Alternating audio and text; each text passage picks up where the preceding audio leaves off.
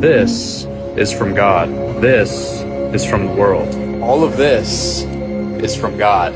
All of this is from the world. All of the things that come from God are less stimulating, they taste worse, and they don't give you instant gratification.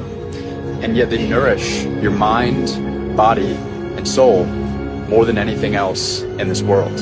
And this video isn't just about food. It's about literally everything that the world has to offer. Because at the end of the day, the world will tell you that you need things outside of what God has already created to make you happy or to fill a void. But I promise you that if you just appreciate the things that you already have, your friends, your family, nature, things that God has already given you, this is exactly what you need.